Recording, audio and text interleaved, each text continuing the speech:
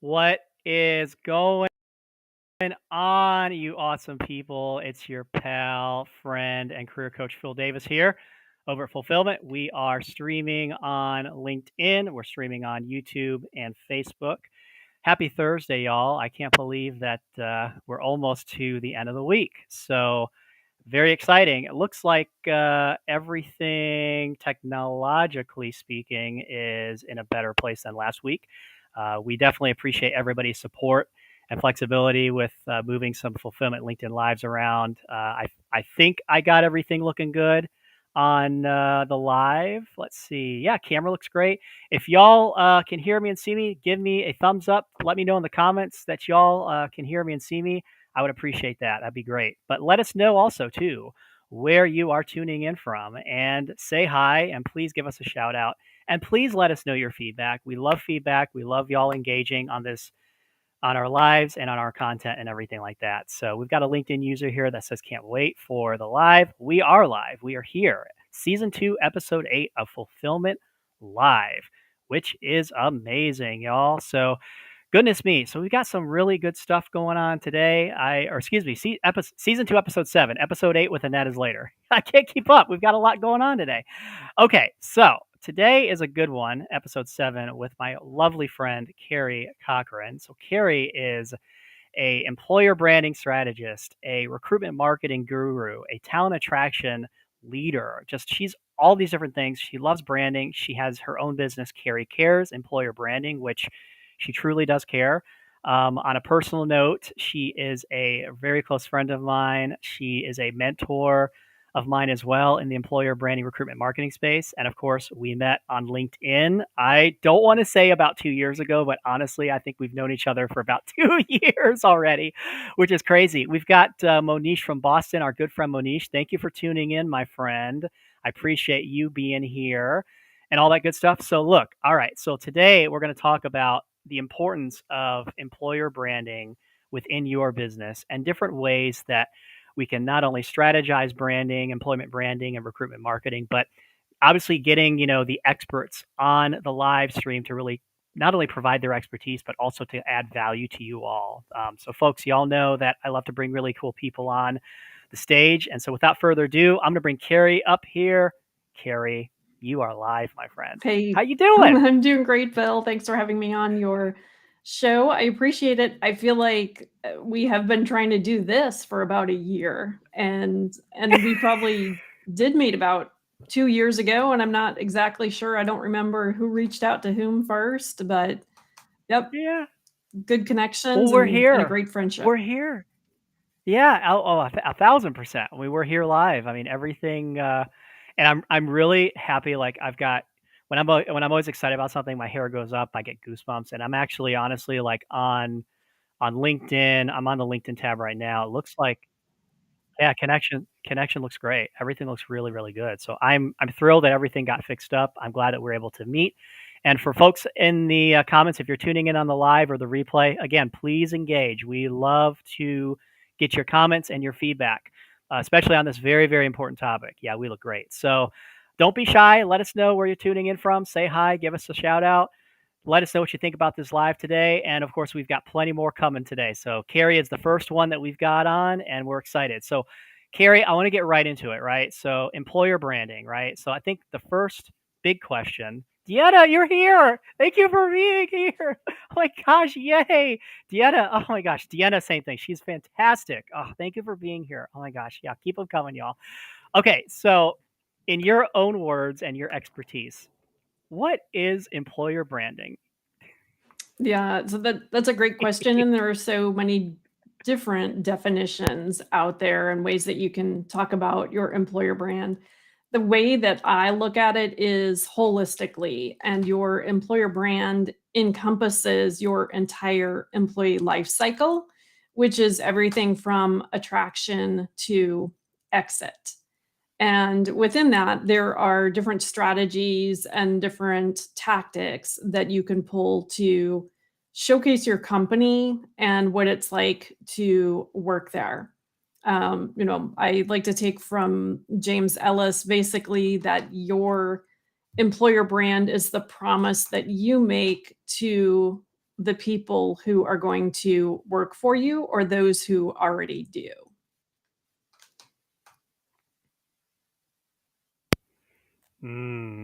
I love it. High level, but with full or filled. I should kind of go on my puns. Filled with impact. I love the. I want to dig a little deeper into the like employee lifecycle aspect because I know you're so passionate about it. I want to also bring up Deanna's comment real quick because she said watching my friend Phil Davis from the Northeast Ohio. So happy to support you. Employer branding is such a very important topic. 1,000%. No, thank you truly for supporting us today, Deanna. I know you're very busy, and Deanna has a LinkedIn audio that she does Thursday afternoons at 2 p.m. Eastern, if I'm not mistaken. So I know how busy you are, Deanna. Thank you for being here. Same with Monish as well.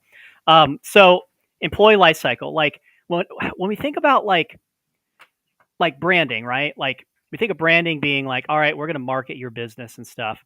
Like how on a deeper level, like how does that really tie in or tune into really the employee life cycle, right? Like what are ways that because when I think of marketing, it's like, all right, we're going to get a business out there, we're going to brand stuff like that, but we also want to like share the employee life cycle. Like how can companies how do they do it, right? So what I've seen most companies focus on is the talent attraction piece of it or the recruitment marketing, which is always at the top, but it's a whole cycle.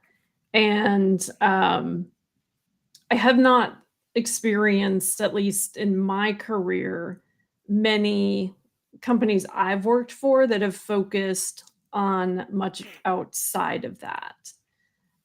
It is critical, though, to focus on all the different pieces of it to have a complete employer brand and candidate experience. So think of it as like your continuous candidate experience from everything from attraction to exit, whether you're a candidate or whether you're an employee or you're no longer an employee.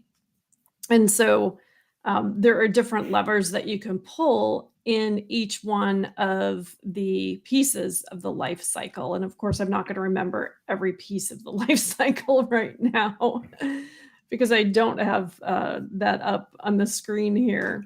But internally, it's critical that employee comms get involved in your employer brand and telling that story to employees and showcasing employees and also explaining why they should care about the employer brand and what the impact of having a positive employer brand has on a company. So that would be one section of the employee life cycle. And then when you think of exiting employees, you want to leave your best last impression when you exit employees, whether they leave voluntarily or whether they're laid off or hopefully they're not fired, but even in that case, you want to leave a positive lasting impression with them, because when you do that well, then you can tap into them as a referral source and they will think kindly of you on their exit and be more apt to refer others to the company, especially if they had a good overall career experience.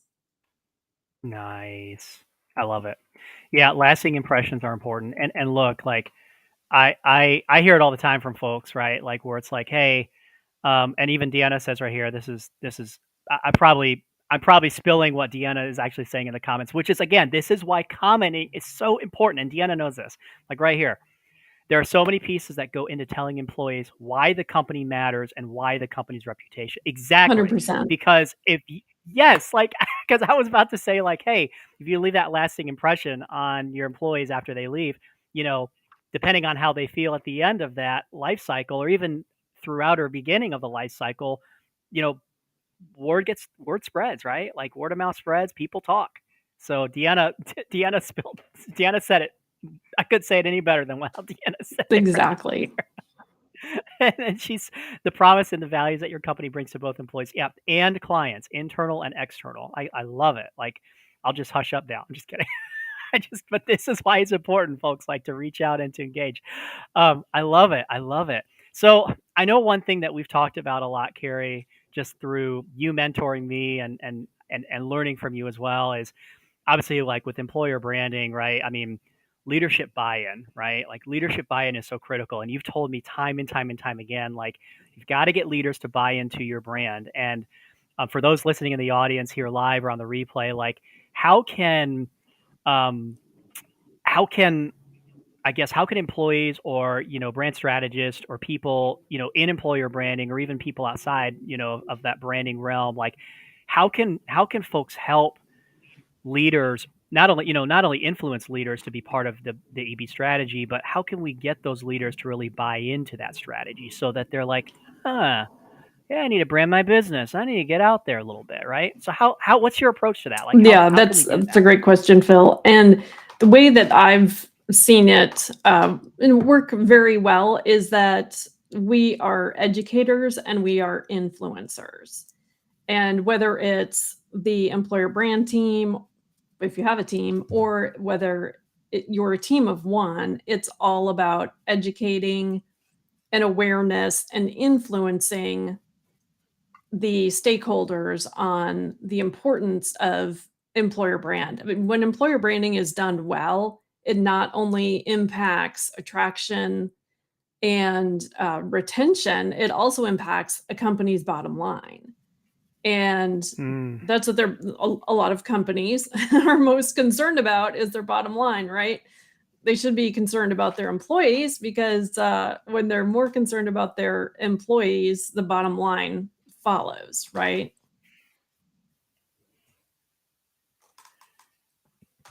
People first. People first, for sure. People first, always.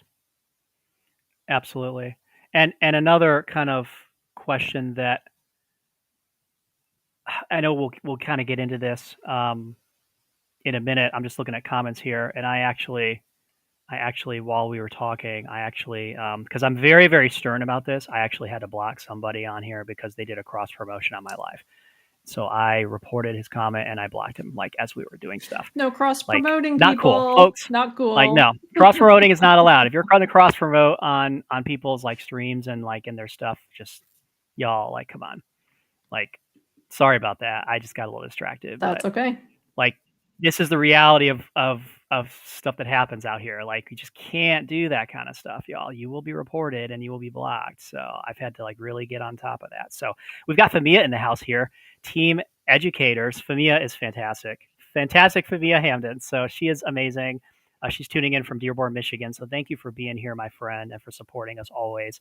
Deanna also says here too, how see, this comments are great. How many soon-to-be employees are checking out Glassdoor before they accept the offer? Right? What if exiting employees say things that are negative on the way out? That is the first example that comes to mind. Yeah, Yeah, and yeah. Can you expand on that a little bit? Glassdoor can be Yeah. a double-edged sword, right? A lot of companies still, a lot of TA teams think that Glassdoor doesn't have any prominence anymore, and I disagree with that. If there's a negative review from my experience, and I've done this for a couple of enterprise companies, there's always a grain of truth in that review. As much as leadership wants to say, oh, that was just a disgruntled employee, no, you can always find those grains of truth in those reviews, and candidates are going to look at that and they're going to do the same thing. And they're going to notice that. One of the things that you can do with Glassdoor is engage your leadership and your employees in the review process, especially, and just talk about their experience and what it's like to work for the company. Not every single company is going to be for every single person, as we know. I probably would not go work for Twitter. Like that wouldn't be a good fit for me. But where I currently am with BECU, it's a great fit because of their values. So, not every company, like one size doesn't fit all. I love that. Yeah, because everybody's value is different, right? I mean, it's something that Fumia and I have talked about. Yeah, and thank you so much, my friend, for being here. Yeah, thank you for just everybody's support for sure. This is what community is all about. But yeah, one thing that we've talked that me and I have talked about a lot is values, and the values that I have in terms of a company and what I'm looking for are different than the values of like what Famia or what Deanna or what you are looking for, and vice versa. So of course, a lot of it on a career coaching perspective, I tell my folks, go find companies that have good values, right? That really align with the values that you have and the impact that you're going to give them.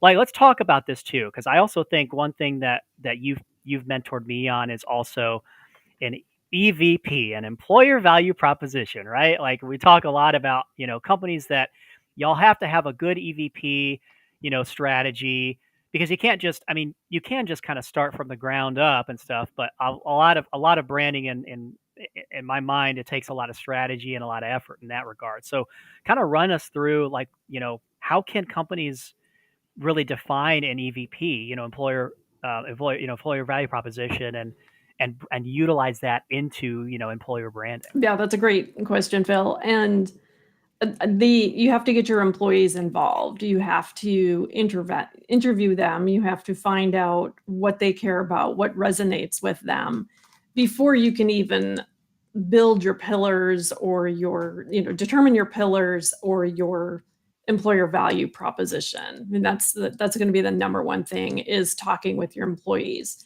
whether that's through focus groups or surveys, and getting your recruiting department involved and asking them, what do candidates care about? What are you hearing? Why are people accepting? Why are they turning us down?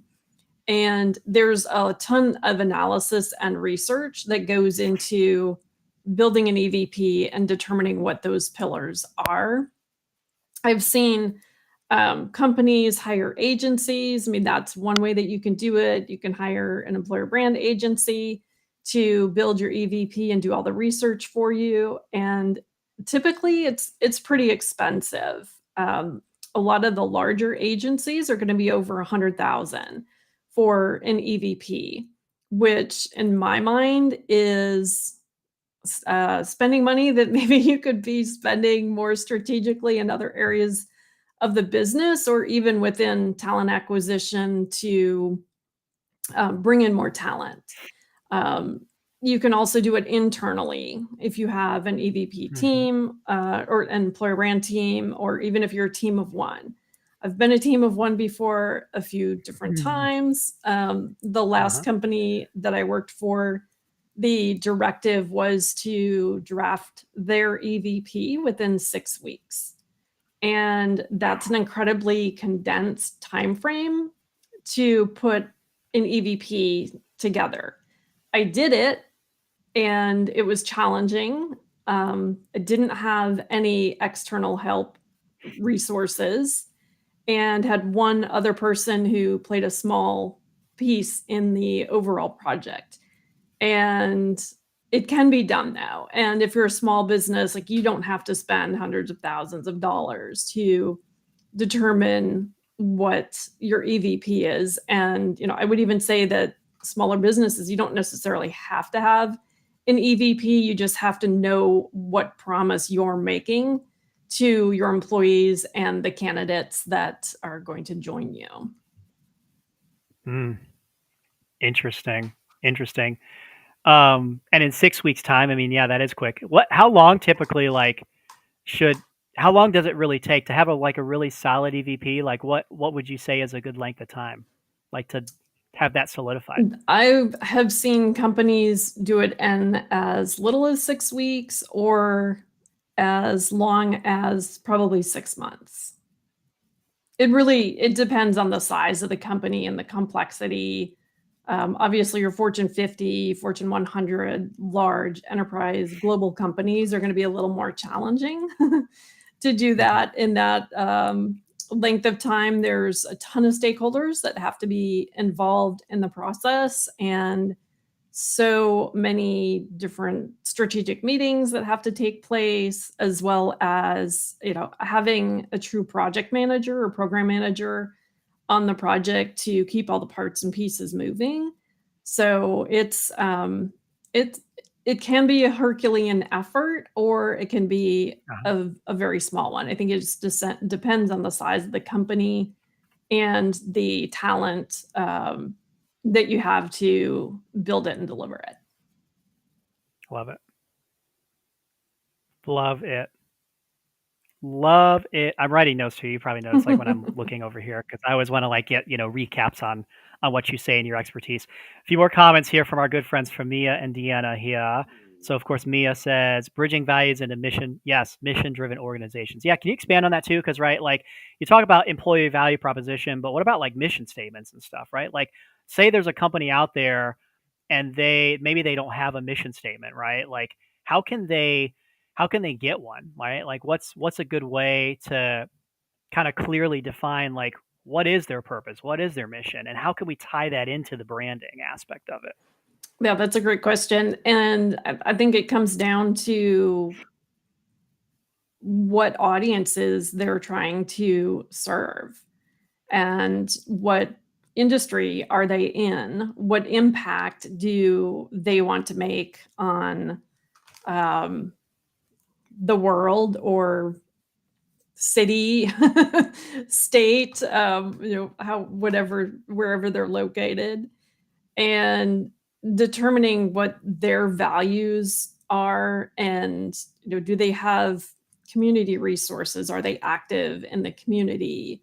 That would be, I would say, part of a mission-driven organization would be that community involvement and giving back. Um, that's a tough question to answer. I think that has to be led very strategically from the top down, but also Mhm. with a lot of stakeholder involvement and support. I love it. Yeah, the leadership goes all the way back to the leadership buy-in. I love it. I love it. Deanna Russo. I wonder how many company leaders know what an EVP is. Way to go to get that done in 6 weeks time. Yeah, like there may be some businesses out there. Well, I don't know what an EVP is. Like, yeah. So how do you educate them, Carrie? How do you educate those leaders that maybe they don't even know like employer branding and EVP as Deanna says. Like, so how do you go in there and educate them on like what is not only what an EVP is, but what is an effective EVP? EVP. There we go. Yep, and thank you, Deanna. Yes, that 6 weeks Yes. was a lot of fun. um, I would say probably 80% of leaders do not know what an EVP is. And the best way, the approach that I use with different teams and when I join a company is to, firstly find out who the stakeholders are in the company and who I'm going to be working with across the different divisions. And I like to start the conversation by asking them, what is your definition of employer branding? Or when you think of employer brand for the company, what does that mean to you? And ask them probing questions on their thoughts and their philosophy behind it, because knowing that gives me a good indication of where I need to influence and educate. Beautiful. I love it.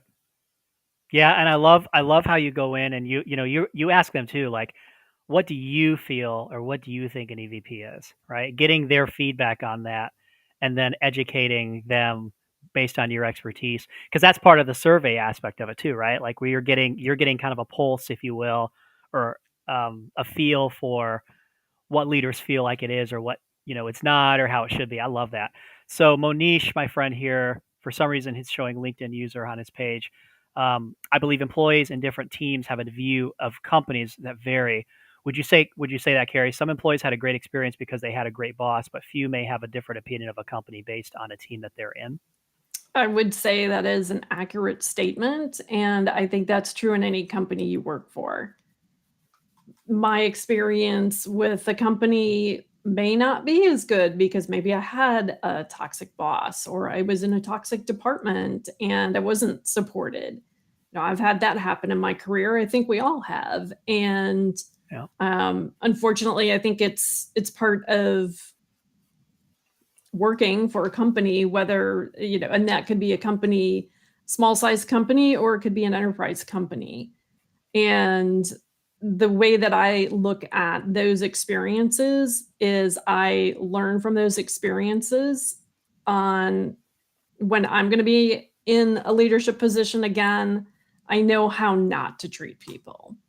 And if you can take away something good from those bad experiences or those toxic bosses or the leaders who don't support you, then you can take that knowledge and information with you and hopefully make a better decision with the next place that you join by asking more pertinent questions to determine their leadership style, things like that, and also bring that into the company so that you can lead by example. But I think that's true across the board. I love it. I love it. I do. I love it. So we've talked quite a bit about leadership support and of course buy-in, alignment, EVP and things like that.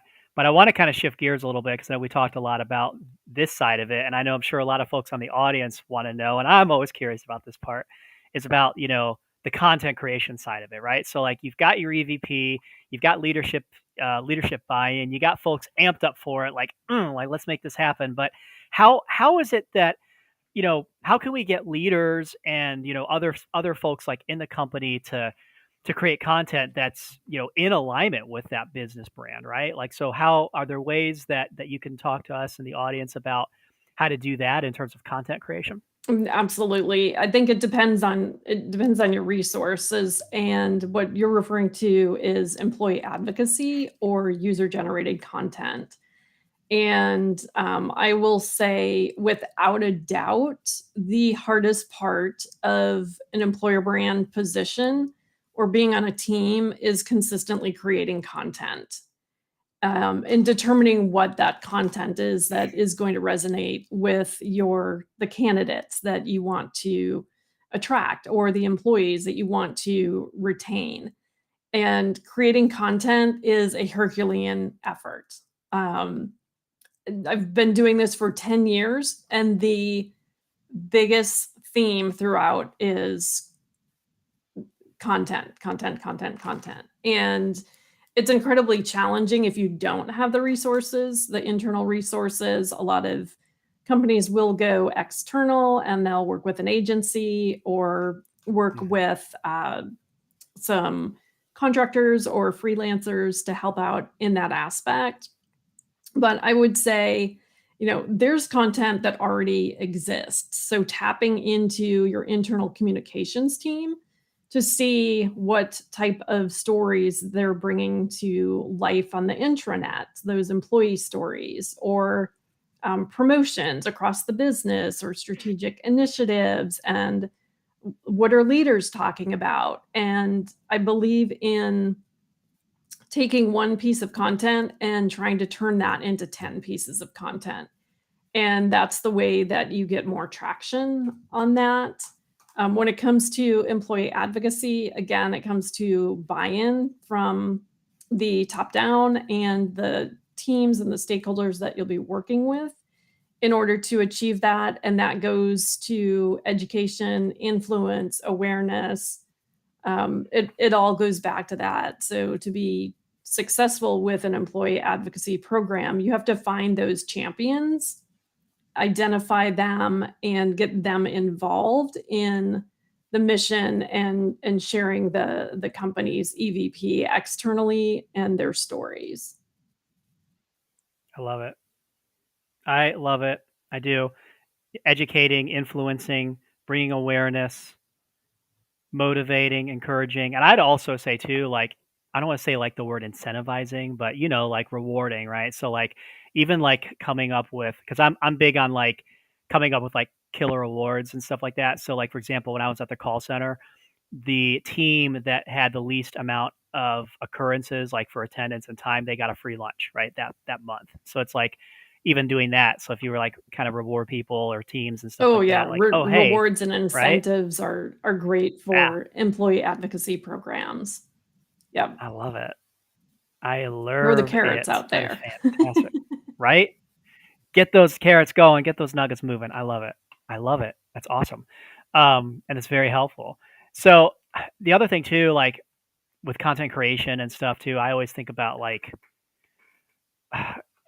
branding, branding a business out there is important, but how can folks like at those companies, leaders, employees, et cetera, like what's a good approach for them to be like relatable to their like target audiences, right? And I guess it's obviously a general question because like as a content creator myself, I try to be as relatable to my audiences, but I guess on a much larger scale, like a business, right? And you're getting leaders and employees to get out there and create content. Like how can they be how can they show themselves, personably, like through through the eyes of the brand. Does that make sense? It You know what I does. mean? I think everybody could become a brand ambassador. And Yeah. there's a mixture of content that works well. You don't want to serve 100% corporate brand content. That's not going to resonate as well with candidates. There might be some people who care about it, like your quarterly earnings statement and things like that, to know that the company's stable and growing, and company awards or community involvement. And so having leaders or employees across the organization share that type of messaging is very helpful. And then looking at defining, if you're in recruiting, defining the different candidate personas and what they're specifically looking for in their next role. I mean, that could be, is it an operations focused role? Is it a tech focused role? Um, they're very different personas. And so it's determining what content resonates with those audiences and then having the leaders Mhm. within those divisions share that content out. It's really powerful. Personal branding, as you know, as I know, is incredibly powerful, especially if you can get your executives to post content and to do that in their authentic voices. Even if they need to have someone manage it, it should be in their voice. Otherwise, it's going to come off as scripted. It's not going to be Mhm. well liked. It won't be engaging. And so, if you can get that support from the top down and get them involved in it and sharing those stories and talking about the company and talking about the lessons learned, people want to learn from other people and what they've done in the past or in the present. And it's a great way. People think that storytelling is so hard, and it's not that difficult. It's just determining what angle you're going to take on a story and then talking about it. I mean, we're humans and we talk to other humans, and so it's but it can be a big lift. I love it. We are human. Deanna's got a couple comments she want to bring up here. She is just on fire. Both her, Manish, Famia, all on fire. We appreciate you all. In fact, at the end of this live too, I didn't do it in the beginning, but the free fulfillment T-shirt raffle. So I'm randomly selecting one winner for this live, and then the second winner will be on a Nets live at 2 p.m. Eastern today. So Deanna, Famia, and Monish, since y'all have been commenting here and being so supportive, I added you three to my little random spin wheel. So y'all are part of the free raffle for today as well. So That's just because I awesome. I don't sincerely I appreciate don't you even all. have a Yeah, I'm like fulfillment added in. t-shirt. What's that about? Yeah. Yeah. I'll add you too. I'll get you in there. I've got, yeah, I'll add you in there. I'll do it right now. So I've got 22 entries for two shirts. That's a lot of people. So I want to start with Deanna's agreement here. Rewards are everything. If people know there is something in it for them, they are more likely to do the work. Yeah. What's in it for me, right? Mhm. Exactly. Value for value, support for support. I can't say that enough. I say it all the time on LinkedIn. Value for value, support for support. If you're supporting your people, they will support you back. I rub your shoulder, you rub mine kind of thing. Exactly. Well, not literally, but you know. Deanna Russo right here says, this is awesome too. If you tell the stories and take people behind the scenes or behind the curtain, you will be able to relate better with people, whether it's potential employees or potential clients. What if you came up with a fun way to do the earnings statement or awards? think outside the box, people. It didn't capture it on here, but I'm saying it. Think outside the box, people. I could hear Deanna's voice saying Oh, that right now. absolutely. There's so many I love it. creative ways that you could bring that story to life. Yeah. Yeah. B to H. Yeah, exactly. Yeah. Monish, thank you for, of course. Yeah, y'all are great. See, you just don't know what you're gonna get when you comment in lives like that. So, Famia says this is also coming here, and you're very welcome, Famia. Humanize your company brand to attract an organic community of people. Being that Famia is the community manager that she is, people will naturally gravitate and connect with those who make their content relatable, depending on the audience you are targeting. Love what you've shared, Carrie. This reminds me so much of what I do through community building. Exactly. 100%. And I've been on the community Oof, building side before oof, too. And oof. it's about establishing those connections and showing that you care. It's, communication with care. Goes back to my Carrie Oof. Cares and what I stand for. Oof.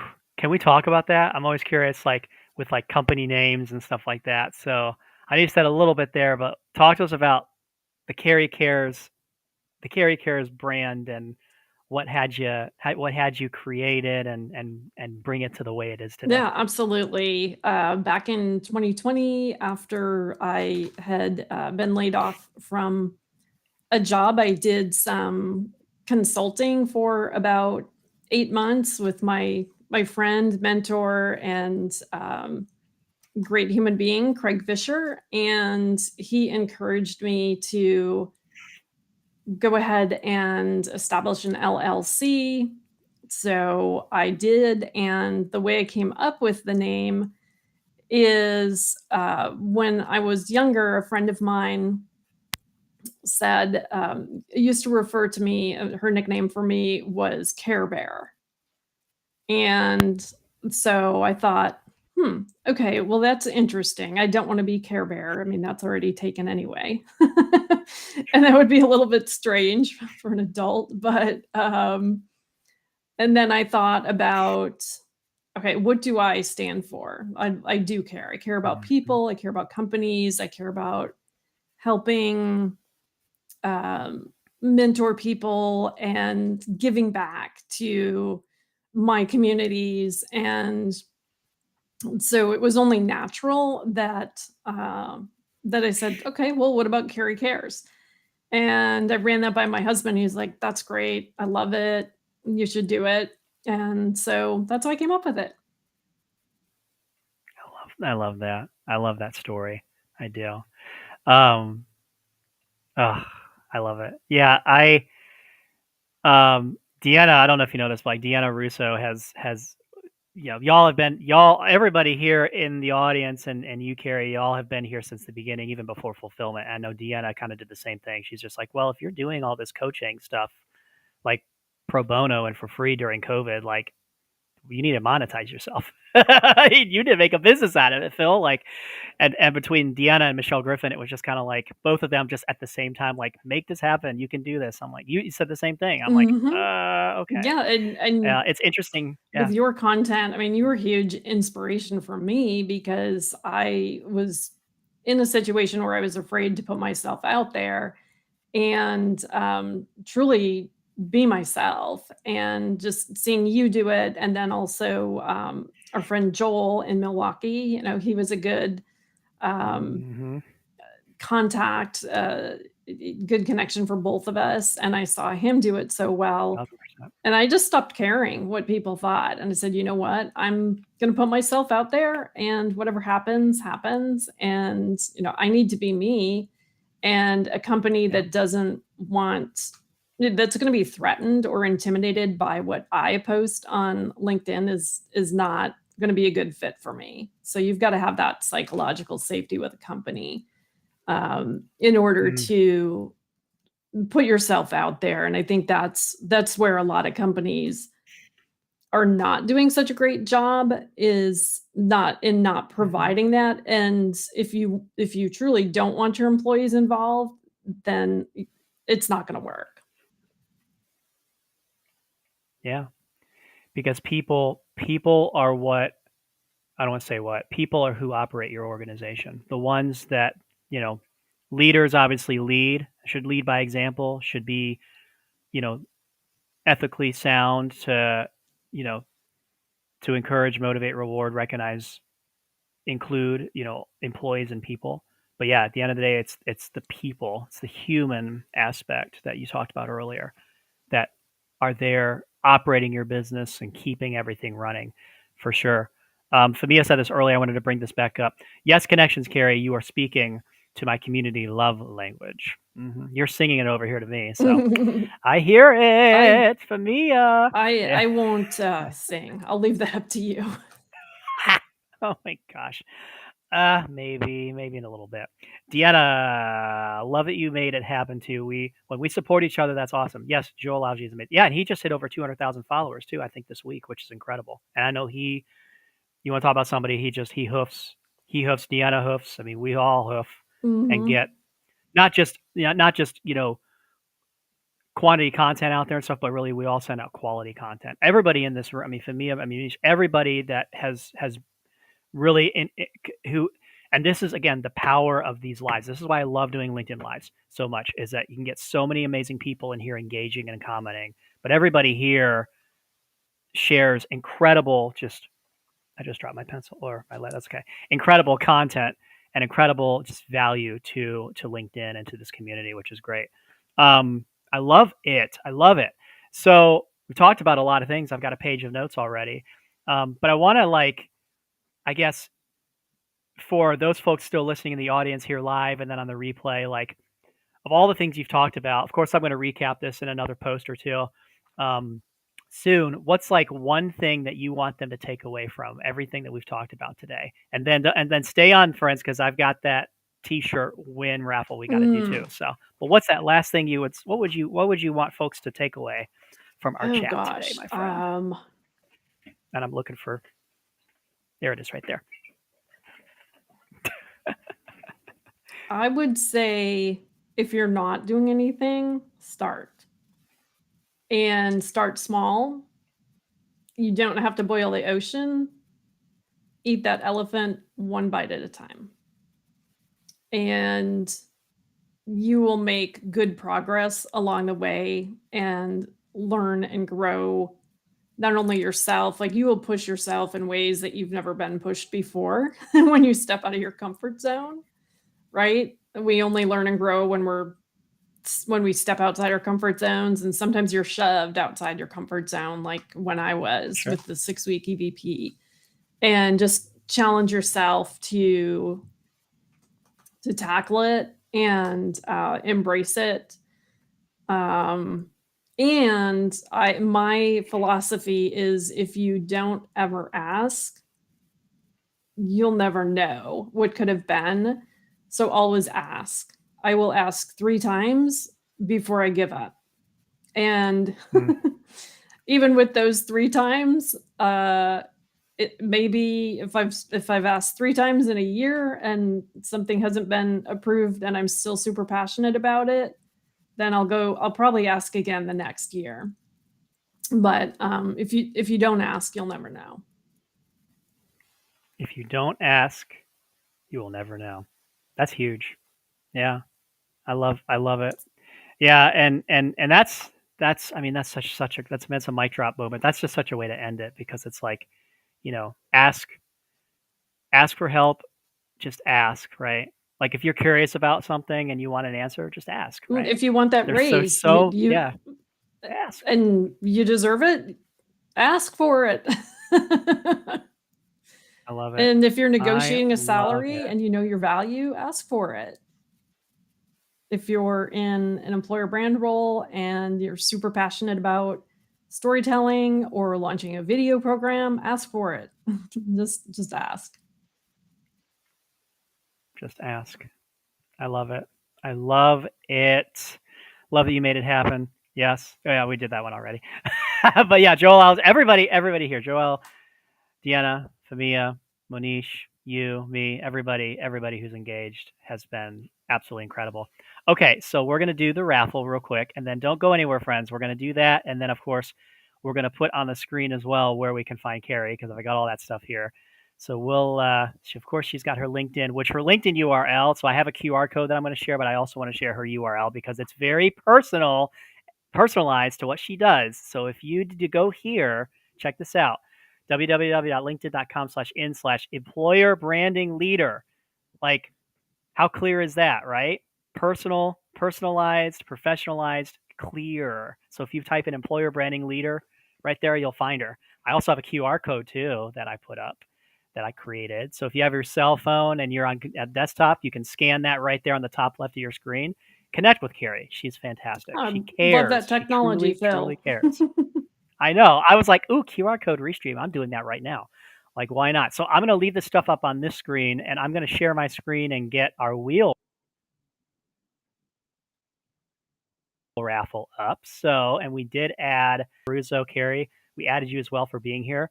So we've got 22 people on my wheel. So let me share my screen so I can get that up and we can get the first t-shirt raffle out here.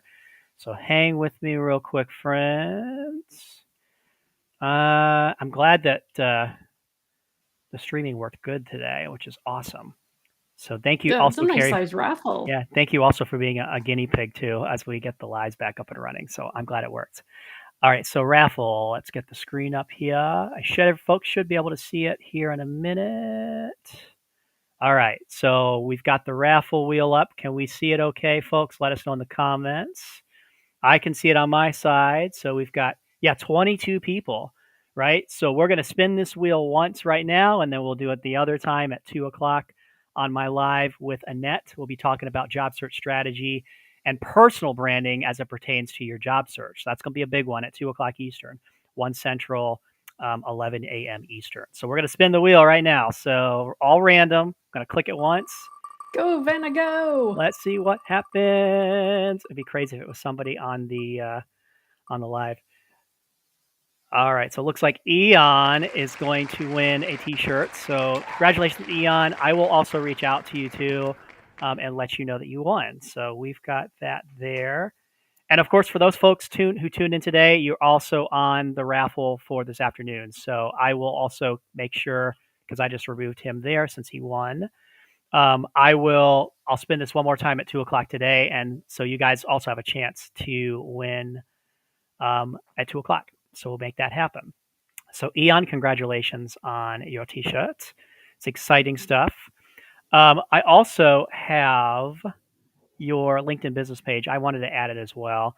LinkedIn.com/company/Carrie-Cares-employer-brand-consulting. So folks can get that as well there. So we good there.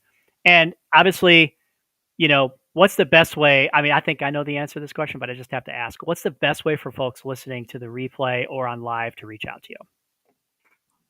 LinkedIn. Send me a connection request and please personalize it. Yeah.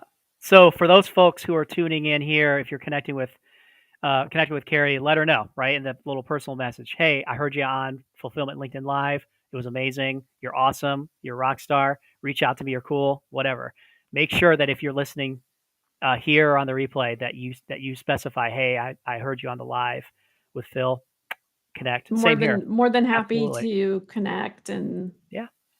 share insight, brainstorm, any resources. Anybody who's doing this work, it's a big community that we have, but everybody, it's very niche, and everybody seems to be a 6 degrees of separation from one another, and so it's a thriving community, and we're all here to help one another become better.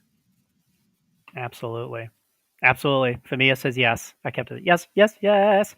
Deanna, call for wheel. Thank you. Yeah, and for the wheel, if folks ever want to do some kind of like a raffle off, I used wheelofnames.com, www.wheelofnames.com. I used it last year. So if you're ever doing any kind of a raffle or giveaway, wheelofnames.com is what I used. So I love it so much.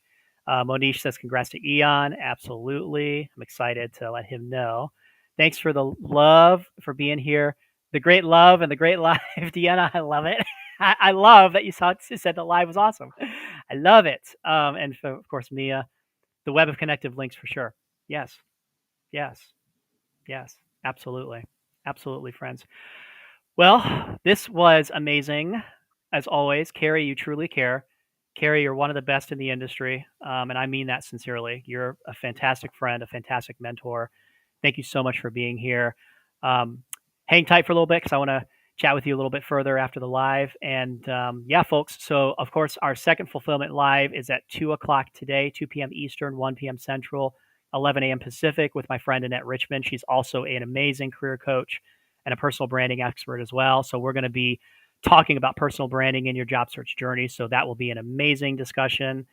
And then I'm on a few other podcasts later on in the day. So, I've got a filled up day of broadcasting lives, which will be a lot of fun. So Well, I figured, thanks so I'll much for having do it. me So today, Phil. I appreciate it. You're a good friend, and yeah. wish you nothing but success. And I've seen everything that you've been able to achieve with fulfillment, and it's absolutely amazing. And here to support you in any way, shape, or form I Oh, can. And I want you to sing us out somehow.